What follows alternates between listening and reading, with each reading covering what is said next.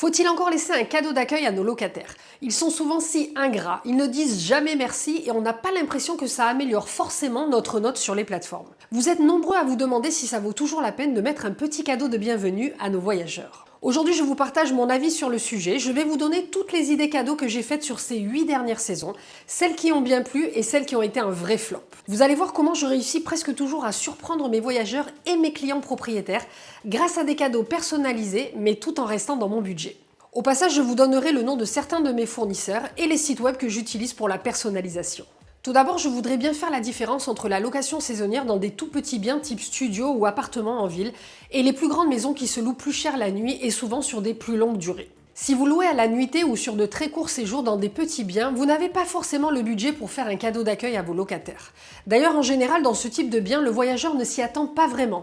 Il souhaite juste avoir tous les indispensables de base dans l'appartement pour ne pas avoir à s'encombrer dans ses valises. Et là, je parle bien sûr du café, du thé, l'huile, les épices, le shampoing, le savon, les papiers toilettes, etc. Donc déjà, si vous proposez au moins tous ces basiques, c'est top. Mais attention, dites-vous une chose, c'est justement parce que les gens ne s'y attendent pas du tout que vous pourriez faire la différence en commençant à proposer un petit cadeau d'accueil. Vous savez, c'est comme au restaurant. À mon époque, je me rappelle quand j'allais manger au restaurant avec mes parents, le serveur offrait pratiquement toujours le petit café à la fin du repas. Alors qu'aujourd'hui, c'est devenu quelque chose d'extrêmement rare. Donc quand un restaurateur fait ce petit geste en fin de repas, on est vraiment surpris et en général, on est très content. Il n'est pas nécessaire que le cadeau soit cher, il s'agit juste du geste, à condition qu'il ait été bien réfléchi. Donc restez bien jusqu'à la fin de la vidéo parce que je vais vous partager quelques idées, parmi lesquelles certaines sont à un très bon budget. Mais rentrons dans le vif du sujet. Dans un premier temps, je vais vous parler du packaging et du fameux petit mot d'accueil. On entend souvent dire qu'on est jugé sur la première impression. Donc je ne vous surprendrai pas en vous disant que le packaging et la façon dont vous allez présenter le petit cadeau sera parfois plus importante que le cadeau en lui-même. Surtout si comme moi vous êtes concierge dans des résidences secondaires un petit peu haut de gamme où le moindre détail sera scruté. Si vous me suivez sur les réseaux, je vous parle régulièrement du fait que j'écris toujours un petit mot personnalisé à mes clients. Ça, je l'ai appris lorsque j'étais réceptionniste dans un hôtel 4 étoiles. Le directeur insistait toujours sur le fait que je doive demander les noms et prénoms des voyageurs concernés. Est-ce que c'était madame et monsieur ou est-ce que c'était mademoiselle? Est-ce que c'était une personne seule ou est-ce qu'elle venait accompagnée? Si c'était le cas, est-ce que c'était avec le mari, avec l'amant, avec les enfants? Bref. Je vous laisse imaginer, pas toujours évident d'obtenir ces informations de façon subtile, mais en tout cas, c'est grâce à cela que je devais imprimer ensuite une carte de bienvenue avec l'intitulé correct de la personne qui allait séjourner dans cette belle chambre d'hôtel. Donc j'ai bien évidemment gardé cette habitude et je vais toujours écrire ou imprimer un message de bienvenue au nom ou au prénom selon les cas de mes locataires. De cette manière, ils ont vraiment le sentiment que c'est eux qui sont attendus dans la villa et non pas juste un locataire lambda dont on ne connaît même pas le nom ou le prénom. Donc dans la pratique, ce que je fais, c'est que je regarde mes arrivées sur les prochaines semaines et j'identifie exactement les clients, s'ils viennent pour la première fois, s'ils viennent en famille, entre amis ou en amoureux, quelle langue ils parlent et j'adapte mon message de bienvenue selon les cas. Donc maintenant je vais vous montrer les 2 ou 3 divers supports que j'ai utilisés ces dernières années pour écrire ces fameux petits mots d'accueil. Les toutes premières années où j'exerçais, ce que j'avais fait, c'est que j'avais simplement acheté des feuilles comme ça A4 avec des étiquettes autocollantes. Donc moi j'avais choisi un modèle comme ça, un petit peu ovale, j'avais préféré que les rectangulaires et je les avais choisis un petit peu de couleur beige, je trouvais ça plus joli. Et en fait donc ce que je faisais, c'est que j'ai pris la photo de chacune de mes villas, j'en ai fait un tout petit dessin. Je mettais donc la photo de la villa sur l'étiquette avec un message de bienvenue soit en français soit en anglais selon les cas. Parfois je mettais les noms de famille et parfois je mettais les prénoms quand c'était des clients par exemple qui revenaient ou avec qui j'avais eu des échanges un petit peu plus familiers sur les plateformes au préalable. Je me permets à ce moment-là parfois de mettre directement les prénoms. Et ce que je fais, voilà, c'est que je vais mettre chère madame et monsieur ou alors chère madame et famille, chère madame et monsieur, nous vous souhaitons un agréable séjour à la Belloyo et je signe toujours avec les prénoms des propriétaires. Je trouve que ça donne une petite touche un petit peu plus de proximité avec le propriétaire. Alors pour ce qui concerne la langue, moi je décide toujours soit en français ou en anglais. Bien sûr, si c'est des Allemands, des Italiens, je vais pas m'amuser à faire ça dans toutes les langues parce que j'essaye quand même d'avoir des fichiers types pour lesquels après je n'ai plus qu'à remplir le nom ou le prénom du locataire. Donc je me suis juste cantonnée au français ou à l'anglais selon les cas. Ces planches d'étiquettes, vous pouvez les trouver facilement en ligne ou dans tous les magasins type Office Dépôt, tous ces magasins qui vendent les grandes papeteries, etc. Ensuite, les années suivantes, ce que j'ai fait, c'est que je suis passée à la carte postale. Donc je trouvais que la carte postale c'était une idée assez originale.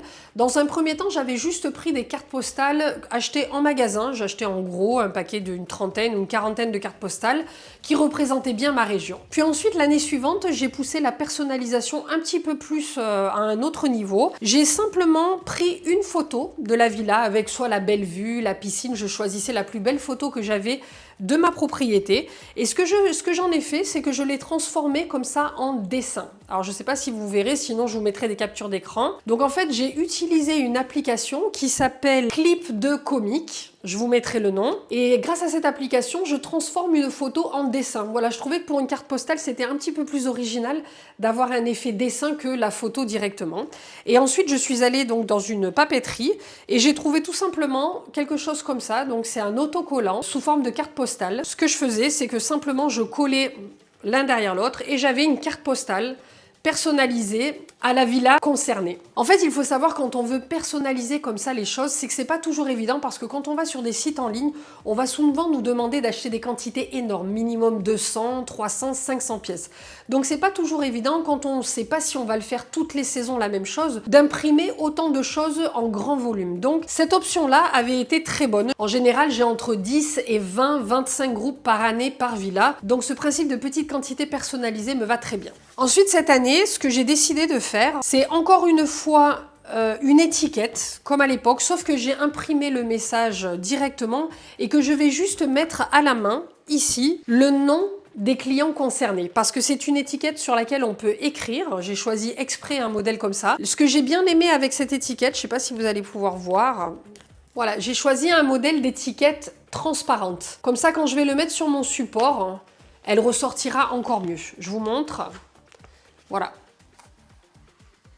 Donc là, je vais mettre le nom ou prénom de mes clients et il y aura écrit « We wish you an unforgettable stay at » le nom de la villa. Cette année, j'ai fait le choix de tout faire en anglais. J'ai regardé vraiment le gros de mes réservations et j'ai vraiment 90% de mes clients qui vont être étrangers. Donc j'ai pris la décision de ne pas acheter d'étiquettes en français. Le site sur lequel j'ai fait imprimer toutes ces étiquettes personnalisées, ça s'appelle Avery. Voilà, très bien, rapide et la qualité d'impression est excellente. Maintenant, je voudrais vous parler du packaging, donc dans quoi je vais mettre mes cadeaux. Donc pareil, selon les années, j'ai fait des différentes choses, mais en général, j'ai déjà eu des petits cajots. Je trouvais ça plutôt original et très typique de ma région. Après, une autre année, ce que j'ai fait, c'est ce type de produit, voilà. Un petit coffret en carton, j'essaye toujours que ce soit quand même, j'évite le plastique autant que possible. Donc là, je suis sur un petit emballage en carton dans lequel je mettais de la paille et je pouvais disposer comme ça mes petits cadeaux à l'intérieur. Je collais l'étiquette ici et ça allait très bien. Ce genre d'emballage, ça se trouve très facilement en ligne. Vous cherchez fournisseur d'emballage, carton, boîte et vous verrez, il y en a des dizaines. Moi, personnellement, j'achète sur le site qui s'appelle retif.fr. Une autre année, ce que j'ai fait, c'est que j'ai fait faire des pochons. Voilà, mon idée, c'était encore une fois de trouver un contenant, mais cette fois, j'avais cherché l'idée qu'un contenant que les clients auraient pu ramener chez eux, dans lesquels après, ils auraient pu stocker des produits de beauté, des parfums ou des choses comme ça. Et donc là, encore une fois, j'ai utilisé une photo de la villa et je l'ai fait imprimer sur le pochon. J'ai réussi à trouver un site qui proposait en faible quantité, donc ça s'est bien passé. Par contre, malheureusement, j'ai été très déçue de la qualité d'impression. Ce que j'avais vu en ligne paraissait super beau et en fait, le rendu final, les couleurs étaient fades et vraiment pas aussi jolies que ce à quoi je m'attendais. Mais sinon, je pense que l'idée du pochon est très bonne. Il suffit juste de trouver le bon fournisseur qui vous proposera comme ça une très bonne qualité d'impression sur un bon coton ou sur du lin. Alors, je vous donne le nom du site, mais c'est surtout pour que vous l'évitiez, quoi. Et d'ailleurs, si vous avez des bons sites pour de l'impression comme ça textile en petite quantité, je vous invite à nous les laisser en commentaire, ça pourra aider la communauté. Et donc là, cette année, je suis repassée aussi, j'ai eu fait ça plusieurs années d'affilée, au simple sac comme ça, en papier craft. Je trouve ça super simple, efficace. Parfois, je le prends comme ça avec la fenêtre ouverte pour qu'on puisse voir le cadeau qui est à l'intérieur. Et parfois, je le prenais complètement fermé. Mais venons-en au cadeau en lui-même. Et là, il y a plusieurs façons de voir les choses. Soit on fait un cadeau qui sera utile, voire nécessaire pendant le séjour du locataire, soit on va choisir un cadeau qui sera un souvenir de la maison ou de la région et qu'il sera emporté volontiers comme souvenir de vacances ou pour en faire un cadeau à un de ses proches. Dans ces cas-là, on fait attention, le cadeau ne doit être ni trop fragile, ni trop lourd, ni risquer de se renverser dans les valises. Donc là, je vais vous montrer les divers cadeaux. Alors malheureusement, je n'ai pas le stock de tous mes anciens cadeaux, mais je vais vous énumérer rapidement tous les petits cadeaux et objets que j'ai fait sur ces dernières années. Alors évidemment, la bouteille de vin ou la bouteille de champagne sont selon moi un indispensable. Que vous louiez sur du court séjour ou du long séjour, je trouve que ça fait toujours plaisir d'avoir un bon vin de la région. Donc moi, ce que je fais évidemment, chaque année, je change de cave. Je vais choisir une cave ou un producteur de ma région. Je vais aller les voir et lui dire que je vais acheter, je sais pas, par exemple une soixantaine ou une centaine de bouteilles pendant cette saison. Et en général, ils vont me faire toujours un prix pour un achat en gros.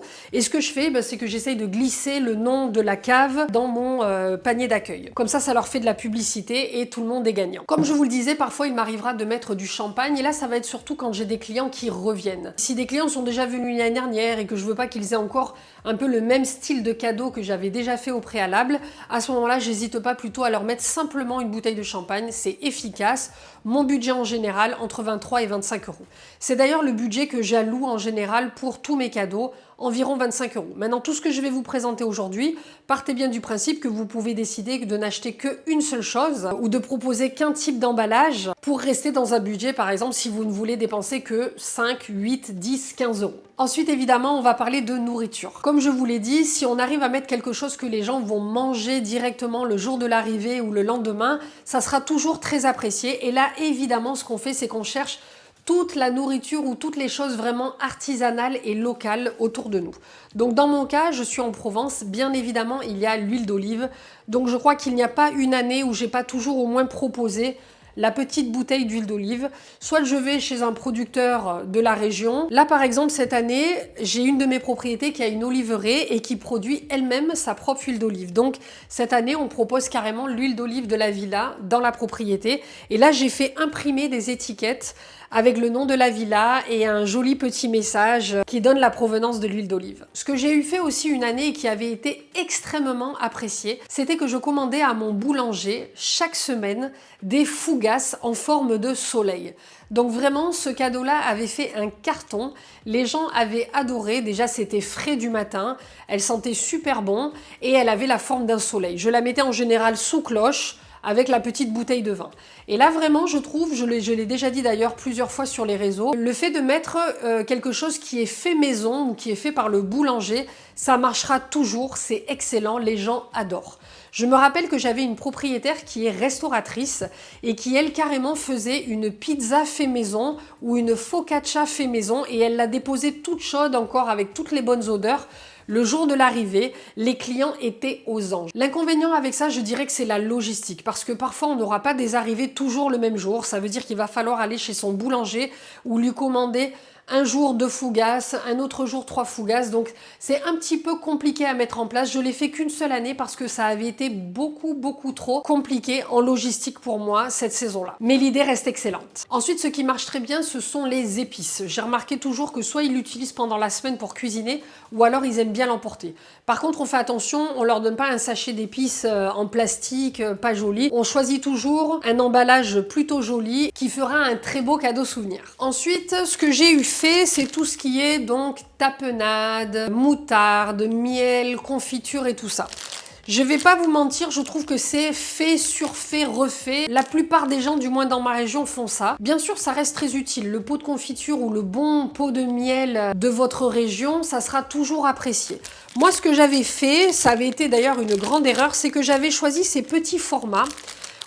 Donc là, il y en a 3, mais il y a eu des années où j'en mettais 4. Il y avait 2 confitures, un miel, une moutarde ou une tapenade. Je faisais un petit assortiment, c'était toujours plutôt bien emballé. Sauf que ce sont des quantités tellement petites que c'était pas pertinent pour le type de villa dans laquelle nous travaillons. On a souvent des groupes entre 4, 5, 6, 8 personnes et avoir ces tout petits échantillons, c'était vraiment ridicule. Et d'ailleurs, souvent, les gens le laissaient. Ça n'a pas marché.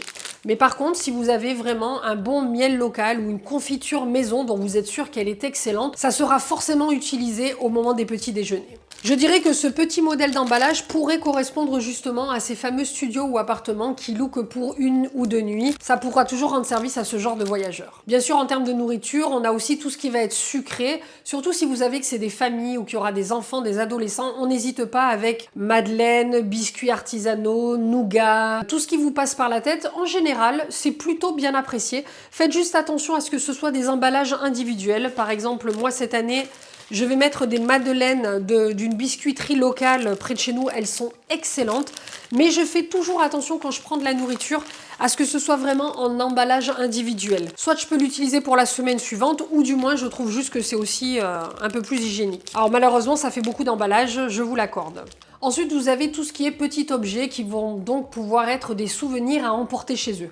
Donc pour nous, bien sûr, ici, on a les sachets de lavande. C'est vraiment aussi quelque chose qui est très souvent fait. Donc moi, ce que je fais, j'essaye vraiment toujours de faire attention qu'il soit vraiment mignon et pas juste le sachet de lavande un peu bon marché où le tissu est pas très beau. J'essaye de trouver quand même quelque chose de joli. J'ai souvent mis aussi des petites savonnettes. Donc là, pareil, je vais chez un artisan, un producteur local et j'essaye donc de trouver des jolis petits savons que je vais emballer comme ça dans des sachets organza ou dans des plus gros sachets. Pourquoi? Parce que soit ils l'emportent chez eux, soit c'est simplement très utile, ils l'utiliseront pendant leur séjour. Donc les savons, pour moi, c'est une valeur sûre. Si vous avez aussi peut-être tout ce qui est parfum d'ambiance, faites juste attention, si la bouteille est en verre ou qu'elle est trop lourde, ça sera peut-être pas forcément emporté dans les valises. Mais je trouve que ça reste un cadeau super élégant et qui sera en général apprécié des voyageurs. Alors une autre année, j'ai fait ce style de coffret. Donc là, j'étais partie sur un style différent. C'était quelque chose qui avait un budget un petit peu plus important. Donc j'allais mettre juste ça et la bouteille de vin et le petit mot ou la petite carte postale cadeau. Mais je trouvais que c'était très raffiné. Et d'ailleurs, c'est un cadeau qui a beaucoup plu. Ça vient de la marque Mathilde M. Il y a beaucoup de petits coffrets comme ça, plutôt sympas. Donc vous pouvez aller jeter un œil. Par exemple, dans celui-ci, on avait donc des petites fleurs. C'est du savon. Donc le client va décrocher un pétale, va se laver les mains avec et ça va être du savon. Ça sent super bon. On peut même juste le poser comme ça dans sa salle de bain, c'est magnifique. Et à côté, on avait donc les petites figurines en ciment, je crois qu'on dit que c'est comme ça. Et en général, on l'asperge avec un produit qui sent bon et ça va sentir bon pendant des semaines dans les placards. Donc pareil, je trouvais ça super élégant. J'avais aussi mis une fois ce genre de modèle, c'est toujours le même principe, on asperge avec un produit qui sent bon et on le met dans nos placards. Alors des choses que j'ai aussi essayé et qui n'ont pas du tout marché, c'est tout ce qui est tasse avec le dessin de la villa. Alors je sais pas si c'est parce qu'il n'y avait qu'une tasse avec la photo de la villa, les gens ne partaient pratiquement jamais avec. Même chose pour tout ce qui est tote bag, je trouvais que c'était pratique, je me suis dit ils pourront aller faire leurs courses, sauf que maintenant, de nos jours, on nous donne des tote bags dans tous les magasins et on se retrouve tous avec des dizaines de sacs chez nous dont on ne sait quoi en faire. Donc j'ai remarqué que les locataires ne partaient pratiquement jamais avec ce genre de cadeau. Voilà, en tout cas moi cette année ce que j'ai décidé de faire, c'est encore une fois le principe du petit coffret déjà tout fait. Donc c'est un certain budget, mais comme je vous l'ai dit, ce que je vous invite à faire, c'est d'aller en fait faire le tour un petit peu de tous les magasins de souvenirs qu'il y a autour de chez vous. Essayez de repérer un petit peu les coffrets ou les objets qui vous plaisent vraiment. Regardez la marque du fabricant et appelez directement le fabricant. Comme ça, le petit coffret comme ça qui dans le commerce va coûter entre 12 et 15 euros, eh bien moi je l'ai payé le prix du fournisseur, c'est-à-dire 5 ou 6 euros. Ça me permet de pouvoir faire un joli cadeau d'accueil à un budget très correct. Donc là, par exemple, cette année, j'ai choisi le torchon, la savonnette et le sachet de lavande. Ce que j'aime bien, c'est vraiment le petit modèle comme ça de l'olivier. Je trouve ça super élégant. Un deuxième coffret que j'ai choisi, c'est celui-ci. Donc je choisirai selon les villas ou selon l'humeur du moment. Là, on a la petite serviette à main, le porte-savon et la savonnette. Ça, c'est vraiment quelque chose de très efficace parce que les gens, même s'ils ne veulent pas l'utiliser, ils l'emporteront forcément chez eux pour l'offrir à un de leurs amis à leur retour. Donc là, cette année, ce que je compte faire, c'est mettre un de ces deux coffrets. Mais en plus, puisque le budget me le permet, je vais rajouter aussi ces deux savonnettes. Pareil, ça sera encore un petit cadeau qu'ils pourront offrir à quelqu'un ou ramener chez eux. J'ai vraiment choisi pour le packaging et pour les odeurs. Là, c'est savon de Marseille, amande et fleurs de coton. Et ce que je rajouterai aussi, comme je vous l'ai dit, dans le sac, ça sera les madeleines. Voilà mon cadeau pour cette année. Avec la bouteille de vin, bien sûr.